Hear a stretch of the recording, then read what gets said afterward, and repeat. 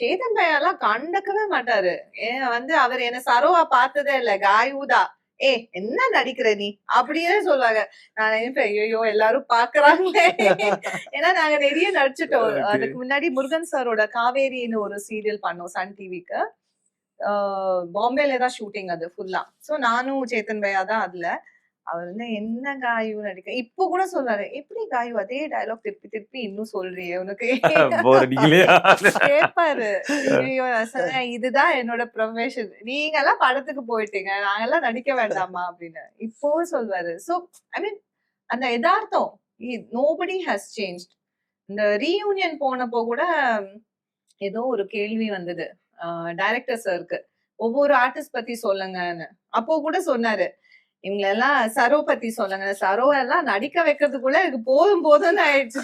ஏன்னா அப்பப்போ we go out of character. நான் வேற ஃப்ரம் டே 1 ஒரு சீரியல் பண்ணா ஒரு சீரியல் மட்டும் தான் பண்ணுவேன். ரெண்டு சீரியல் இது வரைக்கும் நான் பண்ணதே கிடையாது. பண்ணதே கிடையாது. ஒரு ப்ராஜெக்ட்னா ஒரு ப்ராஜெக்ட் தான் பண்ணுவேன். சோ இங்க பண்ணிட்டு பாம்பே போயிடுவேன். சோ அங்கிருந்து திருப்பி காயத்ரியா தானே திருப்பி வரேன். சோ ஒரு அந்த டச் இல்லாம இருக்கும். ஃபர்ஸ்ட் டே மறுபடியும் அவருக்கு வந்து இது டிங்கரிங் வேலை பார்க்க சொன்னாரு. சரோ எல்லாம் நடிக்க வைக்கிறது பெரிய விஷயம் அப்படின்னு. So that's true. ஆனா லாஸ்ட் டே வந்து சேடஸ்ட் டே.